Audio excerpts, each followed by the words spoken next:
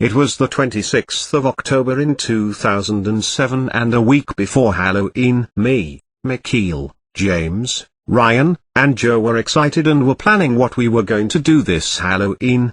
My friend James suggested that we should throw toilet paper on the trees like last year. I told him we do that every year and we should do something different this year. My brother Ryan suggested we should go to the house on 33 Street. The house on 33 Street is abandoned, old, worn out, and sitting on top of a tall hill in Caliente, Nevada. The hill was about 35 feet tall. I told him we shouldn't go because there were lots of rumors going on about the missing kid who was last seen on 33 Street last Halloween. Everyone started calling me a scaredy cat. I said, I'm not scared and I'll go there at midnight with you guys. Then my mum told me it was bedtime so my friends have to leave. We all said our goodbyes. The night before Halloween I sneaked out and went to 33 Street to see the abandoned house. I was examining the house very carefully and spotted red eyes. I rubbed my eyes and the eyes I saw were gone. Then all of a sudden I heard screaming and ran back home, almost crying about what I had witnessed. My friends come over around 8 p.m. and we all headed out for trick-or-treating.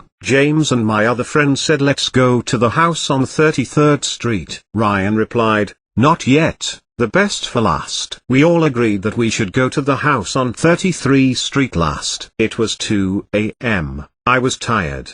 My friends were tired and I thought we all forgot about the abandoned. We were about to go back home until my friends saw the house and said that we were supposed to go to that house. I said that we all are tired and we should go next Halloween and my friends started to laugh. What's so funny? I asked. They said we knew you would be scared to go to the house, scaredy cat. I chuckled, no I'm not scared, it's just I'm tired.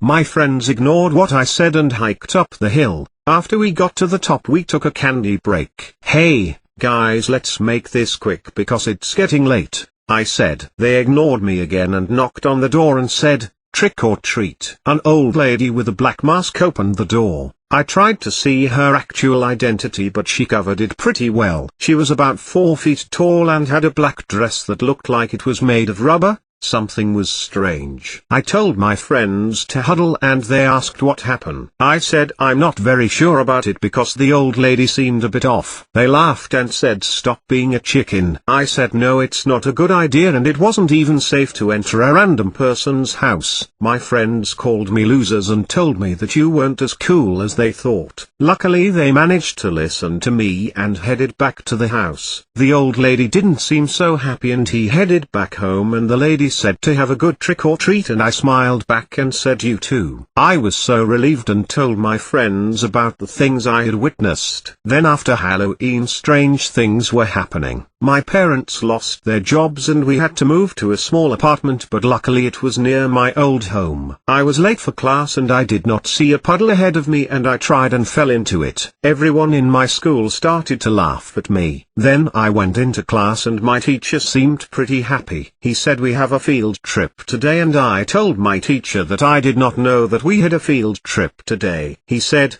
they always say, you snooze you lose. I got mad and was sent to another classroom for the rest of the day. I was sent to my least favorite class since my teacher said, you can sit in the back and do your work. I silently mocked her and the games were blocked and so was YouTube. I was wondering why I was having such bad luck. I didn't walk under a ladder. I didn't look into black cat's eyes. Then what else could there be? I shrugged it. Maybe it was a bad day so I went back home and I say my mom was making something. I was happy and I was hoping she made a peanut butter and jelly sandwich. I came inside and asked my mom what she was making and she said a plain old ham sandwich. I said, I'll skip and have some milk. She poured the milk for me and I went to do some homework. I touched the bottom of the bag, and it was wet. I looked inside of my bag and my water bottle was opened. I called my friends. I asked how they were and they all said the same thing. Yeah, I'm doing good. Why? I explained what was happening to me but I didn't know what was happening. I woke up the next morning feeling like today was going to be better. I looked at the time and it was 8:45 a.m. and I realized I was late for school and ran out of bed and got ready and told my mom to drop me off. It was quiet but I didn't really mind it. I made it to my class but the lights were off and there was no sound or anything. I banged on the door and there was no answer, so I was about to head to the office until I heard gunshots and someone screaming. I freaked out and ran into the bathroom and closed the doors. The madman banged on the door and begged to open the door. I felt like it was a miracle that I closed the main door or I would be dead. The police arrested the man and everyone was sent home early. I ran to the abandoned house and started to bang on the doors and an old lady with a mask opened the door. I dropped to my knees and asked her why I had such bad luck and I started to cry. She said, "This is Caliente, Nevada," and then the old lady grabs me by the shirt and pulls me into the house. A few days later a historical event happens that I will never forget. I woke up on the floor,